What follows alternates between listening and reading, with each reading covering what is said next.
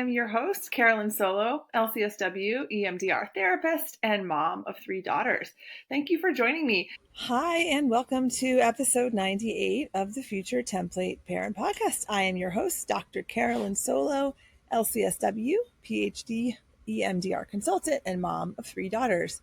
I am sitting here in our unfinished basement recording today because, as a mom, needs must, and this is where I can be right now and not be interrupted.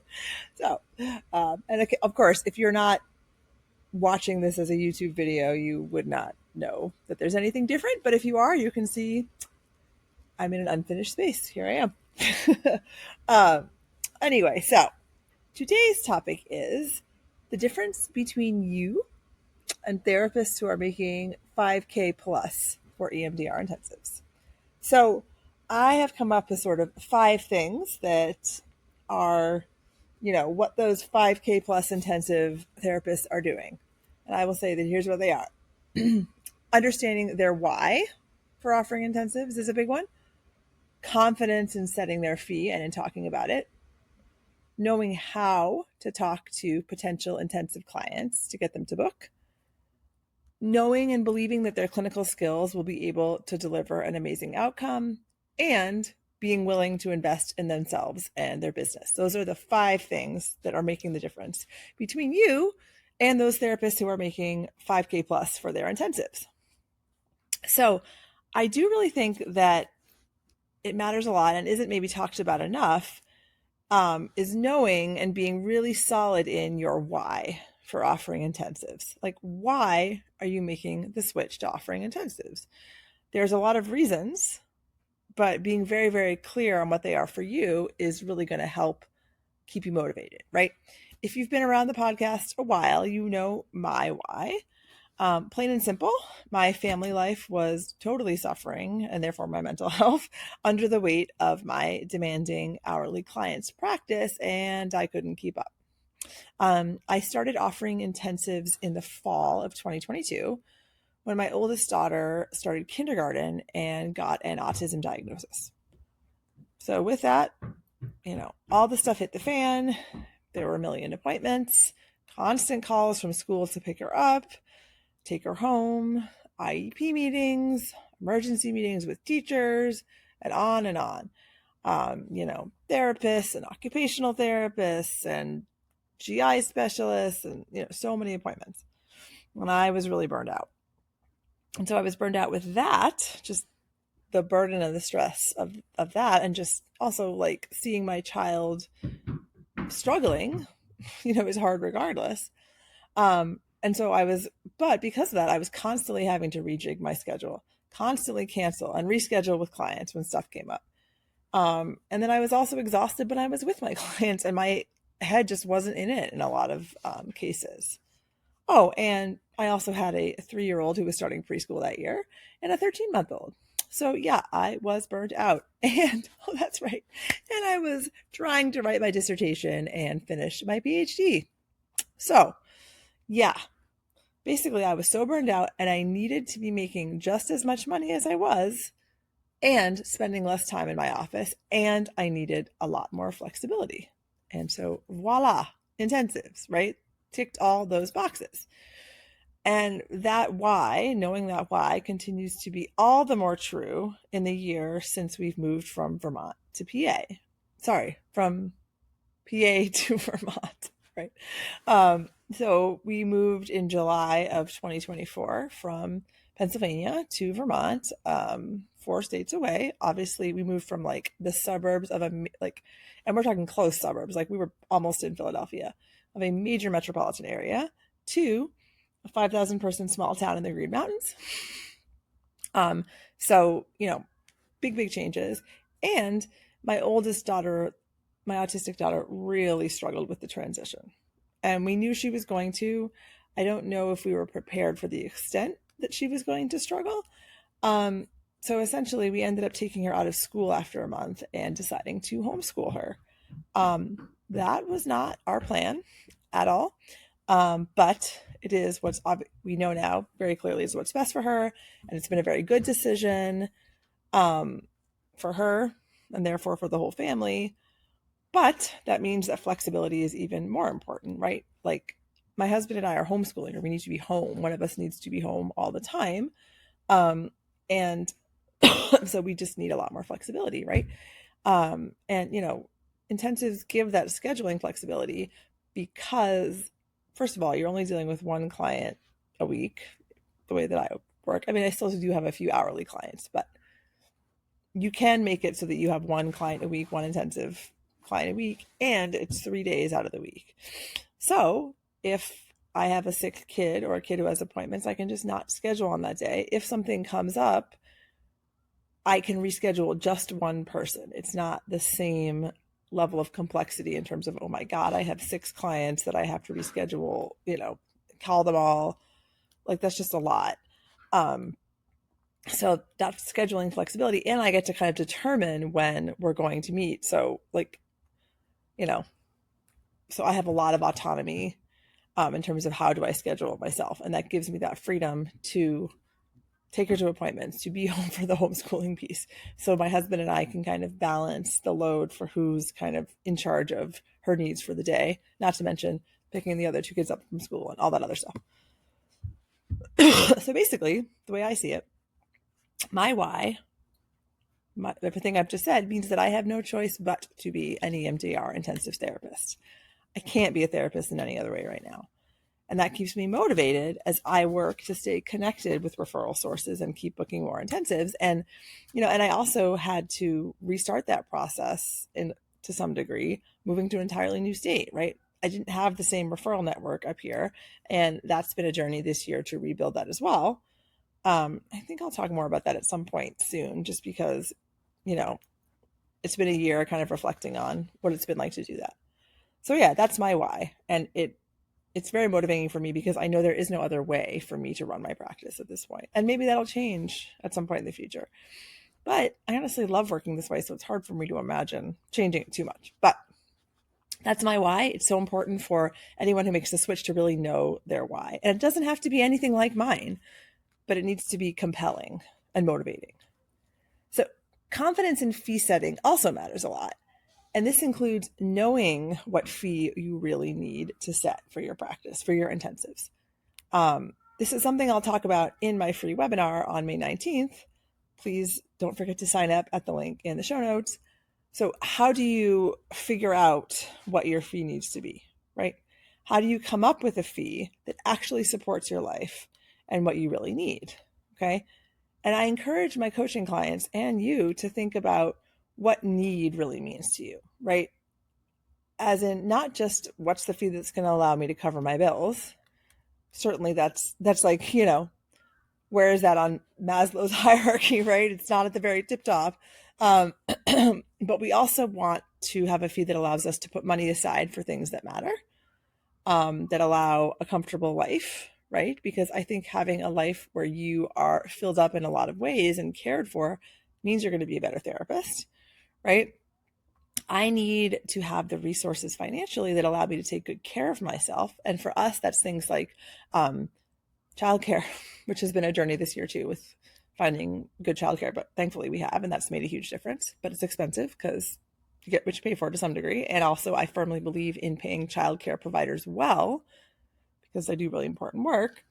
So that we get cleaning help at home, because my husband and I don't really want to do that, and we'd rather use our energy for other things.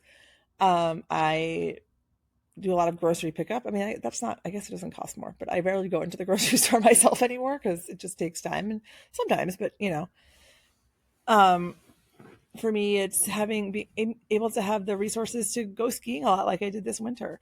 And the time to do it, and time to take like a nap if I need one, all these things, right? So all those things go into you figuring out your fee. Like all those, maybe it's massages for you, yoga classes, like, getting your nails done because it makes you feel really good and professional. Like there's nothing that's, or giving back in a way that's meaningful for you, like having resources to do that. Also important. All that goes into your fee, right? And so when and things like supervision and, business coaching and, licensure fees and CEOs. Like, running a business is not cheap, right? So all of that needs to be accounted for. And you still need to have some money to take home on top of that. Health insurance, for God's sake. So when you know what that fee needs to be, your confidence in it can be really solid. And you know that's what it has to be. There's not a lot of room for sliding around here. You know why your fee is what it is, and you can state it with confidence without wavering because you understand it and you believe it, right? And this actually leads to the next point, which is knowing how to talk to potential clients about intensives in a way that makes them feel confident in booking this high ticket intensive with you. You know why you are charging what you are charging, and you feel good about stating that, right? And that is going to come across to the client, right?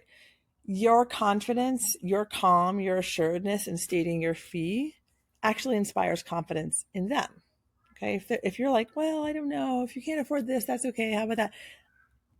That doesn't come across as someone who is confident in the value of what they provide. And you really want people to believe that you feel good about your offering when you're asking them to make this kind of time and financial investment. So that's one part of talking to the client. But also what's really important is, and you're able to do this really effectively if you're this 5K intensive therapist, is knowing why an intensive is an excellent option for this client and how to make that case for them, right? To them, I mean, sorry, for them, to them, you know. And you need to know how to make this case in a way that's succinct, that instills confidence, and that is clear, and that you're able to kind of assess that and get to that quickly on the consult call. And that is kind of a skill in and of itself, because if it's a new client, because, you know, certainly I highly, highly recommend, like, especially at first, like your current clients are your hot leads, right? Like, talk to them first, and you're going to have a very good idea of why an intensive would work really well, right? But with a new client, it's, you know, it's one of those things where you want to, like, quickly, from after a few minutes of talking to them, be able to move into that conversation about, you know, I'm an intensive therapist. Here's why I think it would be a great option for you, right? And the client should walk away from a consult with you believing and knowing that an intensive is their best option. Of course, there are clients for whom an intensive is not the best option. And you want to be able to discern that with confidence and then decide what to do about it, right? It's okay if you decide that that's a reason for you to refer this person out. That's fine. You're allowed to do that. Okay.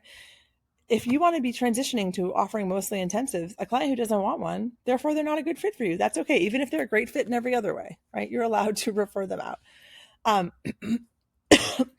But, you know, in my experience, most clients would benefit a great deal from an intensive. So there's almost always an angle, and that makes it sound sleazy, like it's not real. No, like an argument to be made that's legitimate for why an intensive would benefit them. But, you know, part of the skill is like sussing that out early on in the conversation. And I talk about that in my free training on the 19th, you know, how to suss that out, how to seal the deal on that consult call with the potential intensive client. And of course, excellent clinical skills. I went into this, you know, that absolutely sets those 5K intensive therapists apart. I went into great detail about this in last week's episode. So listen to episode 97 if you want to hear more about why clinical skills are your best marketing tool. But briefly, if your clinical skills aren't resulting in amazing transformations for clients, you're not going to feel comfortable charging a high fee, and you're not going to get high fee clients. You're not going to get people coming back to you and people referring referring other clients to you, referring people they know to you, right? If people make a big investment and then they don't get something out of it, you're not going to get, that's not going to be good for your business, right? So you want to have rock solid clinical skills, really good treatment planning skills to be that successful intensives therapist. And at this webinar on May 19th, I'm going to tell you what skills you need to master to be that excellent clinician, to create those transformations that make you the go-to intensive therapist, that get your name out there, get people talking about you. Like, I will tell you what those skills are, and, you know, how to hone them to create this transformational experience. And part of that will be treatment planning, which is also something I'm going to talk about in the webinar, and structuring the intensive. And finally, the EMDR intensive therapists I know who are successfully charging $5K and up for their intensives are not afraid to invest in themselves and in their businesses. Okay. They're not bootstrapping everything. Really, they're not. Whether it is investing in support, right? Different kinds of support you could be investing in, right? For example, I have someone who edits my podcast and writes my show notes. I don't do that. I just record the podcast, say, hey, the recording is up. You're next. you do your thing, right? I have what's called a fractional marketing officer, who, and he's called a fractional marketing officer because he does this for a few different companies, right? I'm not his only client. He's great. Brent Gary, if you are looking for someone to do this kind of stuff for you, he's awesome. I'll put his info in the show notes also. He does all my website stuff, everything. Created my website, keeps them up to date, does SEO, all that stuff. For both my, he actually does for both my therapy website and my future template parent website, which is the one that has a lot more updating that, needs to be happening on a consistent basis, but he maintains both. He tracks, traffic on them. Any updates I want, he does. He creates all my static posts for Instagram. He makes a content calendar for me. He writes all of my captions. He writes my emails. He manages all my automations and Kit and Stan and all those things. He makes all of my slides and documents and graphics look good and on brand. So he does a ton for me. And I have my own business coach. It was hugely helpful. Oh, and I have an accountant. And so, yeah, that's a lot of money that I'm investing, but the rewards are huge. And it means that I'm putting in the time into my business, doing what only I can do. And the other stuff I'm outsourcing, right? There's still some stuff I would like to outsource eventually, but for now I'm outsourcing. That's what I am outsourcing. And all these investments have made me feel so much more confident and have made me more successful, right? I need every single one of those people on that team so that my energy is going towards what I do best, right? The ideas, the content for the podcast, my therapeutic skills, right? And regarding a business coach, well, I wouldn't be anywhere without what I've done with my business coach. She has her eyes on every bit of content I create and that my marketing guy creates. She edits everything. She looks at it. She gives me her feedback. She understands the trajectory of my business because I've been working with her for 2 years. She's intimately communicates with me. She knows exactly the details of everything that I'm doing, which is so helpful. And she's my strategist for how to sell, how to market, how to launch, how to book, everything, right? I work with her closely. I mean, I always work with her closely, but especially around if I'm launching a group or trying to sell something, or just what's the strategy, how do we map out the year in terms of strategy, all that stuff. And from the big picture to the nitty gritty, right? I make my investment back that I've put into her many, many times over. My business would not exist if I didn't have that, her helping me conceptualize everything, right? And this is true of other successful EMDR intensive therapists I know. They have business coaches. They've made investments in their business. They know it's too much to manage on their own. They know that, as I know, having outside eyes looking on your stuff, outside informed eyes, means that they're going to see things and catch things that you don't. That's human nature. And you have someone kind of who's further along down this path who can sort of say, do this, don't do that, use this software, don't use that. Just all these millions of decisions that can take us forever to make on our own, having a guide, really.